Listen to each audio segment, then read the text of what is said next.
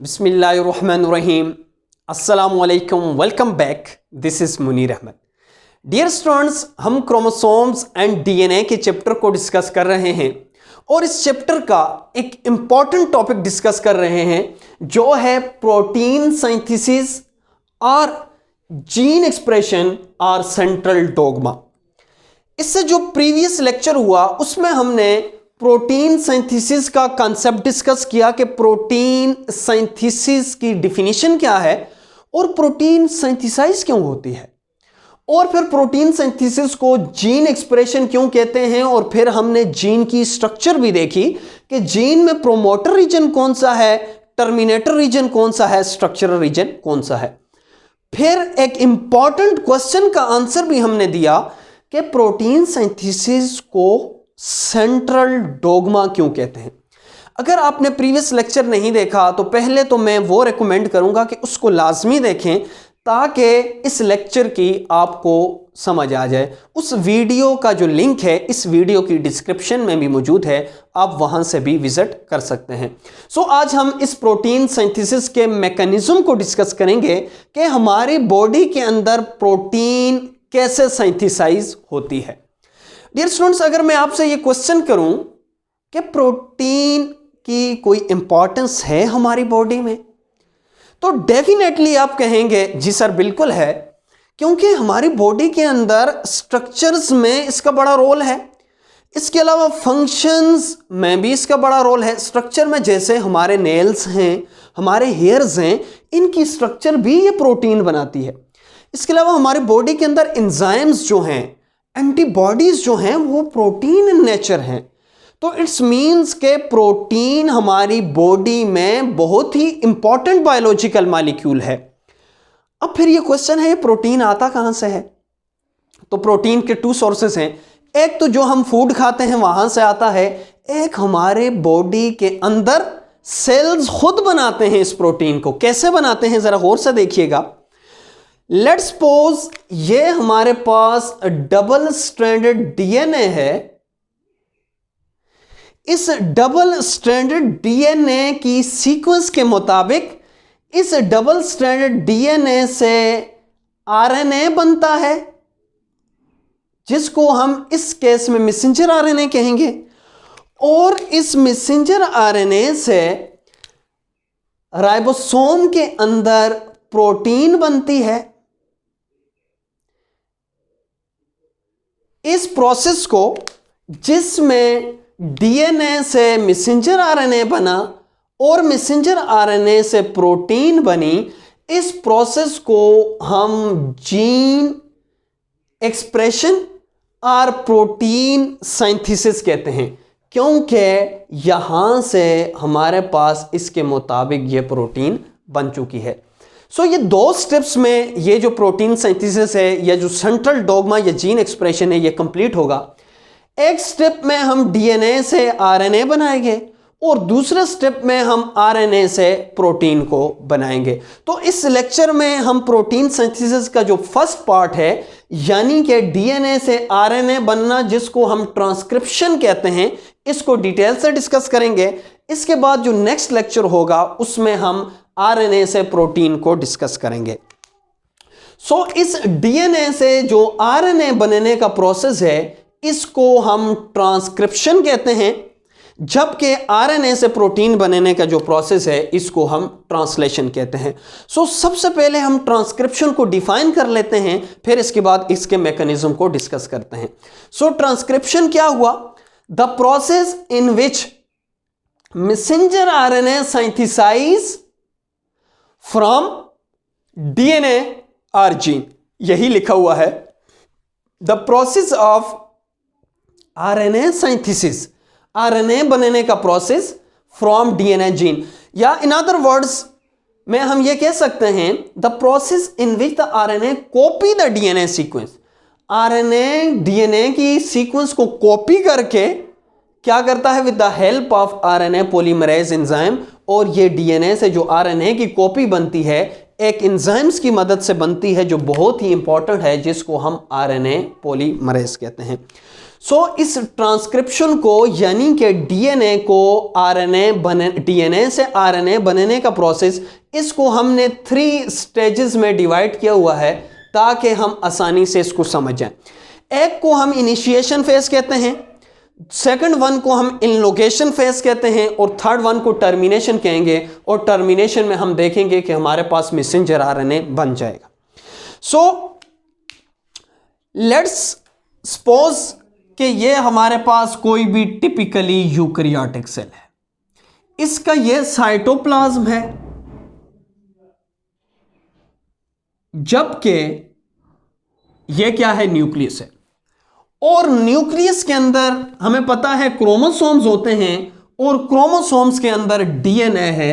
तो ये क्या है, लेट्स सपोज हमारे पास डीएनए है। अब इस डीएनए से आप देखेंगे मैसेंजर आरएनए बनेगा और ये जो मैसेंजर आरएनए डीएनए से बनेगा इसको हमने ट्रांसक्रिप्शन का नाम दिया है। अब ये जो मैसेंजर आरएनए है ये साइटोप्लाज्म में जाएगा और राइबोसोम को हुक्म देगा, अरे भाई मुझे डीएनए ने ये मैसेज दिया हुआ है कि आपने ऐसे अमाइनो एसिड को जोड़ना है और मेरे मुताबिक प्रोटीन बनानी है। इस प्रोसेस को हम ट्रांसलेशन कहेंगे। आज के इस लेक्चर में हम सिर्फ डीएनए से मैसेंजर आरएनए को डिस्कस करेंगे कि डीएनए से आरएनए कैसे बनता है। इस प्रोसेस को समझने के लिए हम इस डीएनए को ये बाहर ले आते हैं और आपको पता है डीएनए डबल स्ट्रैंडेड होता है। एक स्ट्रैंड 5 प्राइम टू 3 प्राइम होता है और दूसरा स्ट्रैंड 3 प्राइम से 5 प्राइम होता है। ये अगर आपको इस बात का कंसेप्ट क्लियर नहीं है कि ये 3 प्राइम का क्या मतलब है, ये 5 प्राइम का क्या मतलब है, तो इस पर एक लेक्चर मौजूद है केमिकल नेचर ऑफ डीएनए, आप उसमें इसका कंसेप्ट क्लियर कर सकते हैं कि 3 प्राइम और 5 प्राइम का क्या मतलब है। और आपको यह भी पता है कि ये जो डीएनए है इसके स्मॉल सेगमेंट्स को हम जीन कहते हैं। अब ये वाला एक सेगमेंट जो है ये स्पेसिफिक सीक्वेंस होगी, इसमें ये स्पेसिफिक मैसेंजर आरएनए बनाएगा और स्पेसिफिक मैसेंजर जाके स्पेसिफिक प्रोटीन बनाएगा। फॉर एग्जांपल अगर ये स्किन कलर का जीन है लेट्स सपोज, तो ये मेलानिन वाली जाके प्रोटीन बनाएगा। अगर ये हाइट का है तो वो वाला काम करेगा। तो अब ये जीन कैसे मैसेंजर आरएनए बनाएगा, अब उसको देखते हैं। अगर मैं इस जीन को इधर से निकाल के इधर लिख लेता हूं ताकि हमारा जो है कॉन्सेप्ट क्लियर हो जाए। लेट्स सपोज कि ये हमारे पास क्या है, ये छोटा सा पीस है यानी जीन है। इसका भी उसी तरह एक 3 प्राइम होगा, 3 प्राइम से 5 प्राइम होगा और दूसरा 5 प्राइम से 3 प्राइम होगा। अब आरएनए पॉलीमरेज क्या करेगी, आरएनए पॉलीमरेज आएगी और इसके एक साइट पे अटैच होगी, प्रोमोटर जिसको कहते हैं, वहां पे अटैच होगी, अटैच होकर आगे की तरफ मूव करेगी और इन डबल स्ट्रैंड्स को आगे की तरफ यूं ओपन करती जाएगी। फॉर एग्जांपल ये अटैच हुई और यूं ओपन कर दिया, तो यहां पे एक बबल लाइक अपीयरेंस होगी जिसको हम ट्रांसक्रिप्शन बबल कहेंगे। अगर आपको याद हो तो रिप्लिकेशन में हमने रिप्लिकेशन बबल का नाम दिया था क्योंकि वो रिप्लिकेशन का प्रोसेस था। तो यहां पे हम ट्रांसक्रिप्शन बबल का नाम देंगे क्योंकि ट्रांसक्रिप्शन के दौरान हुई। जो ही आरएनए पॉलीमरेज आकर अटैच हुआ तो यहां पे आरएनए, ये जो डीएनए है, इन दोनों के स्ट्रैंड्स के दरमियान जो हाइड्रोजन बॉन्ड थी वो टूट गई और यूं बबल लाइक अपीयरेंस होगी जिसको हमने ट्रांसक्रिप्शन बबल कहा। अब ये जो आरएनए पॉलीमरेज है ये आगे की तरफ मूव करेगा और एक स्ट्रैंड में, दोनों में से एक स्ट्रैंड के ऊपर मैसेंजर आरएनए बना देगा और ये जो मैसेंजर आरएनए है बाहर आ जाएगा। लेट्स सपोज कि ये बाहर आ चुका है, तो हमने क्या किया, फिर ये आरएनए पॉलीमरेज यहां से निकल जाएगा और ये जो दो स्ट्रैंड्स हैं ये दोबारा से कॉइल अप हो जाएंगे और डीएनए अपनी जगह पे दोबारा हो जाएगा। सो इस प्रोसेस को हम क्या कहेंगे, ट्रांसक्रिप्शन कहेंगे। आरएनए पॉलीमरेज की सबसे पहले स्ट्रक्चर देखते हैं कि आरएनए पॉलीमरेज क्या है, फिर उसके बाद इसके मैकेनिज्म को डिटेल से डिस्कस करते हैं। लेट्स सपोज कि ये हमारे पास आरएनए पॉलीमरेज है। आरएनए पॉलीमरेज की 4 सब यूनिट्स होती हैं, एक को अल्फा, दूसरे को beta, beta prime and gamma factor कहते हैं। ये जो गैमा फैक्टर है ना, ये बड़ा ही इंटरेस्टिंग और इंपॉर्टेंट काम करता है। गैमा फैक्टर क्या है, ये समझें कि गैमा फैक्टर आरएनए पॉलीमरेज की आंखें हैं। गैमा फैक्टर आरएनए पॉलीमरेज को आकर करेक्ट जगह पे लगाएगा, कहेगा अरे भाई तुम्हारी जगह ये है, और लगाने के बाद ये जो गैमा फैक्टर है यहां से निकल जाएगा। बाकी जो 3 सब यूनिट्स हैं वो अपना काम करके आरएनए बनाएंगी। तो ये पॉइंट आपको क्लियर होना चाहिए कि सिग्मा फैक्टर का क्या काम है। Sigma factor responsible for correction of initiation of transcription. यह सिर्फ रिस्पॉन्सिबल है करेक्शन ऑफ इनिशिएशन, क्योंकि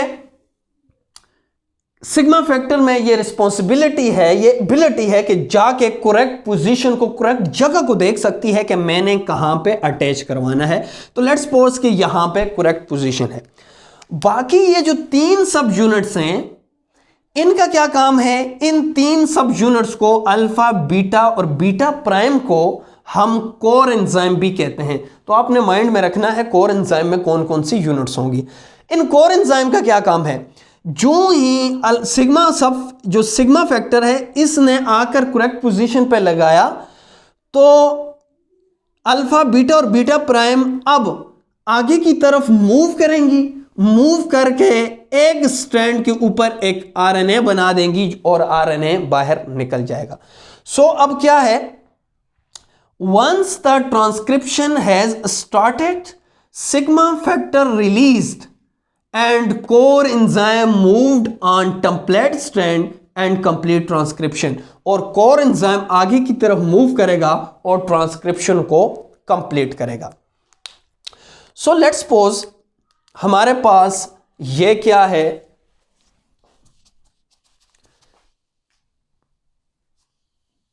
ये जीन है, मीन्स के स्मॉल सेगमेंट ऑफ डीएनए। इससे हमने मैसेंजर आरएनए बनाना है। आपको पता है कि जीन न्यूक्लियोटाइड से मिलकर बनता है और जीन का एक पार्ट जिसको हम प्रोमोटर कहते हैं,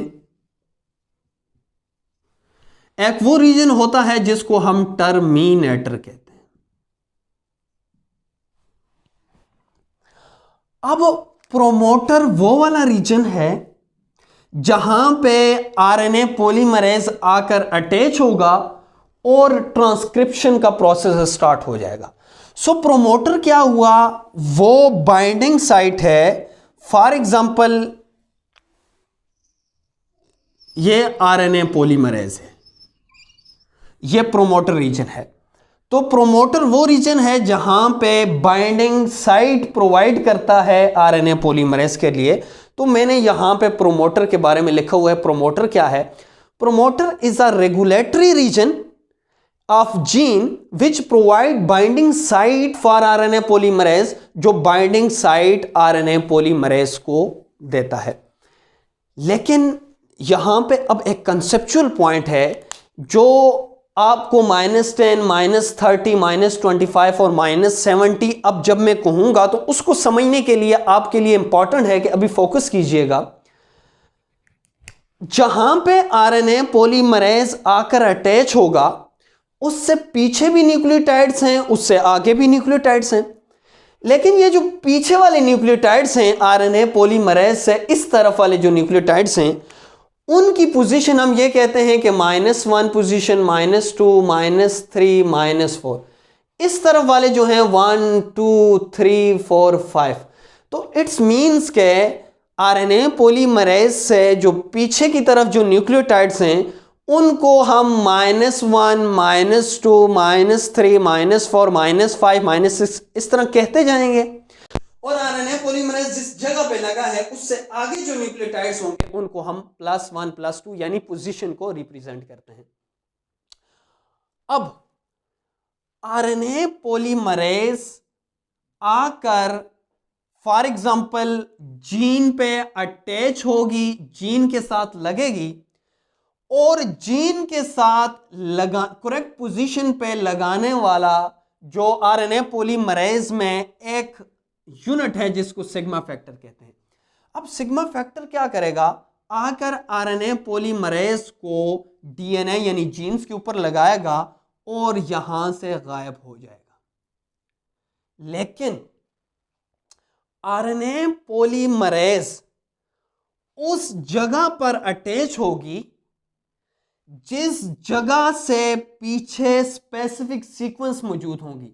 अभी आपका कंसेप्ट क्लियर नहीं हुआ। इस बात का यह मतलब है,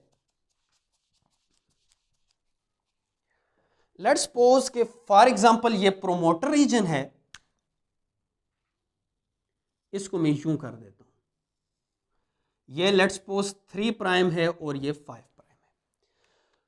तो अगर ये प्रोकैरियोट का जीन है, प्रोकैरियोटिक जीन है, तो प्रोकैरियोटिक जीन से -10 की पोजीशन पे यानी -10 की पोजीशन पे 10 न्यूक्लियोटाइड्स पीछे स्पेसिफिक सीक्वेंस मौजूद होगी, उससे आगे आरएनए पॉलीमरेज अटैच होगा और अपना काम शुरू करेगा।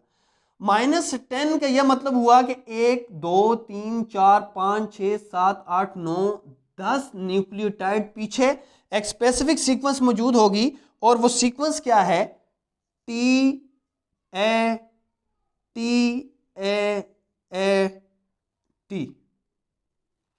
और -20, -35 पीछे, -11, -12, -13 इस तरह -35 पीछे स्पेसिफिक सीक्वेंस मौजूद होगी, जैसे कि टी टी जी ए सी ए। ये इंपॉर्टेंट पॉइंट है, इस बात को मैं अगेन रिवाइज कर रहा हूं।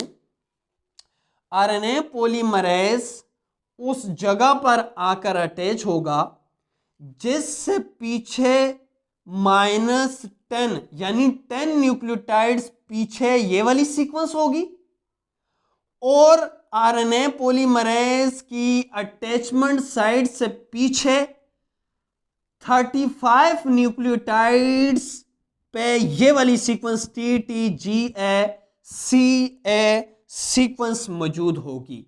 उससे आगे आरएनए पॉलीमरेज अपनी जो ट्रांसक्रिप्शन का काम या जो मैसेंजर आरएनए बनाने का काम शुरू करेगा। लेकिन अगर ये यूकैरियोट का डीएनए है या जीन है, तो आरएनए पॉलीमरेज के पीछे -25 पे एक स्पेसिफिक सीक्वेंस मौजूद होगी जिसको हम टाटा या टाटा बॉक्स कहते हैं, और -75 पे या 70 पे मोस्टली लिखा होता है 70 पे स्कॉट C-AA-T सीक्वेंस मौजूद होगी। अगर ये बहुत ही इंपॉर्टेंट पॉइंट है, इसको मैं अगेन रिवाइज कर रहा हूं। आरएनए पॉलीमरेज जिस जगह पे अटैच होगी उससे पीछे अगर प्रोकैरियोटिक डीएनए है तो -10 पीछे टी सीक्वेंस होगी और -35 यानी 35 न्यूक्लियोटाइड पीछे TTGSC पोजीशन मौजूद होगी। यह माइनस माइनस इस वजह से लिखा है कि जहां पे आरएनए पॉलीमरेज अटैच है, इससे पीछे वाले न्यूक्लियोटाइड्स को हमने माइनस माइनस माइनस से रिप्रेजेंट करना है और इससे आगे वाले न्यूक्लियोटाइड्स को हमने 1 2 3 यानी +1 +2 +3 से। लेकिन अगर ये यूकैरियोट का डीएनए है तो आरएनए पॉलीमरेज उस जगह पे अटैच होगा जिससे पीछे -25 पे टाटा बॉक्स या टाटा सीक्वेंस होगी और -70 पे CAAT यानी -70 पे काट बॉक्स मौजूद होगा। तो उससे आगे आरएनए पॉलीमरेज अपना काम शुरू करेगी। तो इसी को मैंने यूं पॉइंट भी लिखा है, एमसीक्यूज के लिए भी इंपॉर्टेंट है। बाइंडिंग साइट इन प्रोकैरियोट्स में टाटा -10 और TTGSCA -35, इन यूकैरियोट्स टाटा या TATA box -25 and CAAT CAAT box या कॉट बॉक्स -70। तो आपने ये माइंड में रखना है, -10, -35, -25 और -70 का क्या मतलब है। ये MCQs के लिए भी मोस्ट इंपॉर्टेंट है। अब इसके बाद क्या होगा, आकर अटैचमेंट भी हो चुकी है।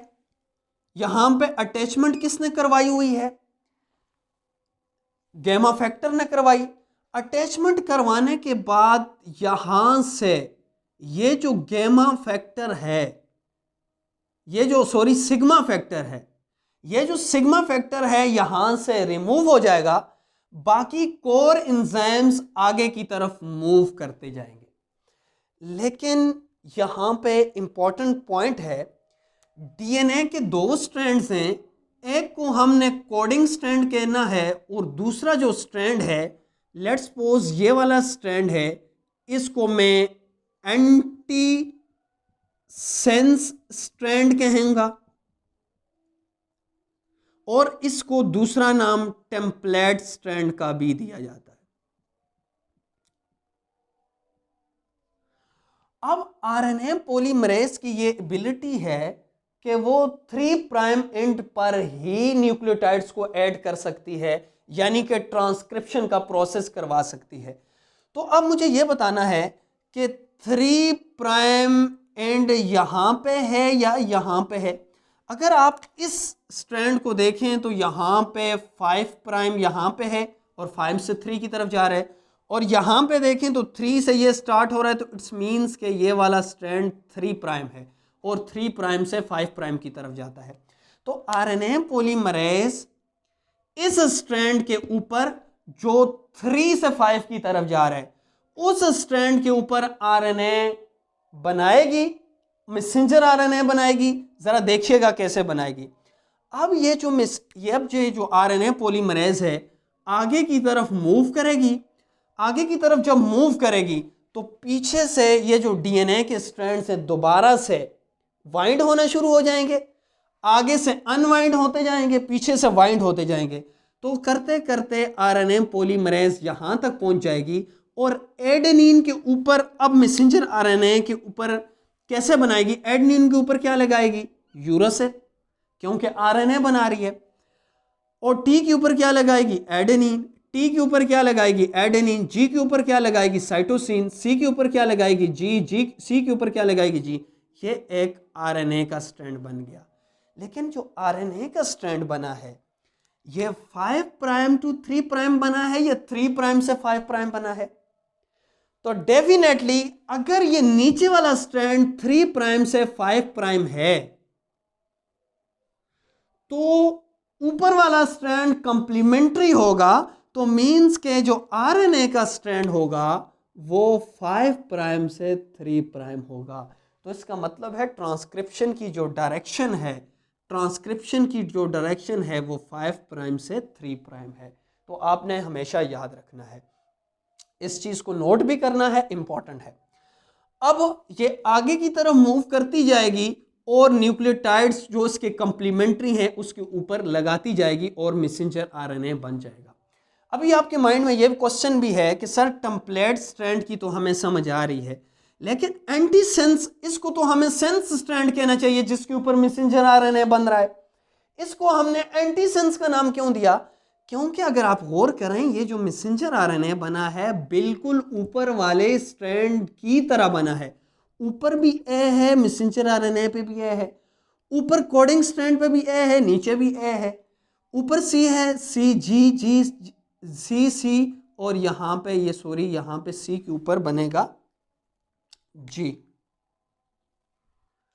तो ये जो मैसेंजर आरएनए बन चुका है, ये जो मैसेंजर आरएनए है अब इसका सेंस बना रहा है, ये इसके एंटी सेंस है। क्लियर है? इस वजह से हम इसको एंटी सेंस कहते हैं।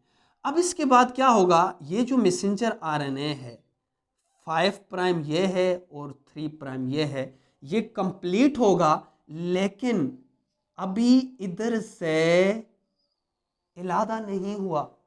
अब टर्मिनेशन का फेज आएगा जिसमें क्या होगा, यहां से 3, यहां से ये जो स्ट्रैंड बना है मैसेंजर आरएनए का, ये यहां से निकलेगा और निकलने के बाद इसके अंदर कुछ थोड़ी बहुत मॉडिफिकेशन होगी और मॉडिफिकेशन होने के बाद ये यहां से राइबोसोम की तरफ आएगा और राइबोसोम में क्या बनेगी, प्रोटीन बनेगी।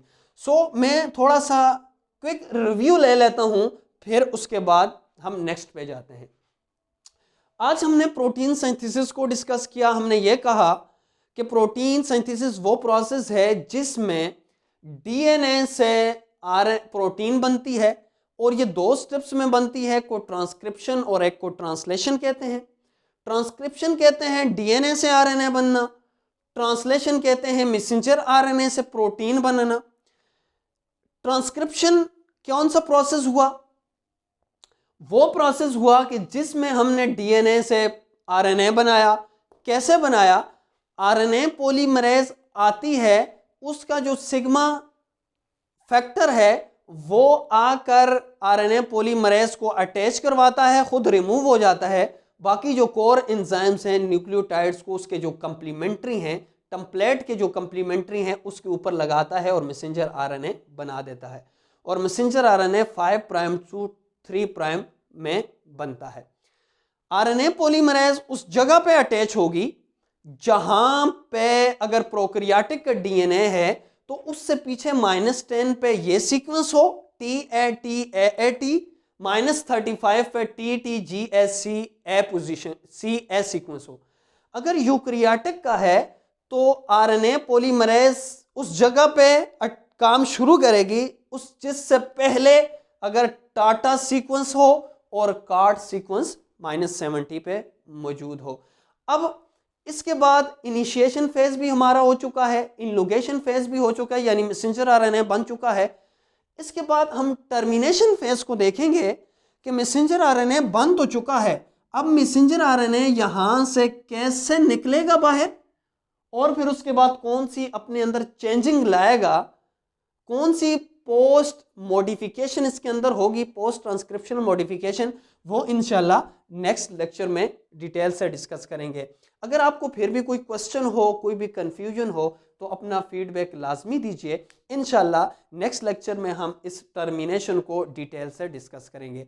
और लास्ट में आप स्टूडेंट्स के लिए होमवर्क ये है कि आपने इन पॉइंट्स को अपनी कॉपीज़ जो आपकी नीट नोटबुक है उसमें नोट करना है। तो इंशाल्लाह नेक्स्ट लेक्चर में मुलाकात होगी, तब तक के लिए इजाज़त दीजिए। अल्लाह हाफ़िज़।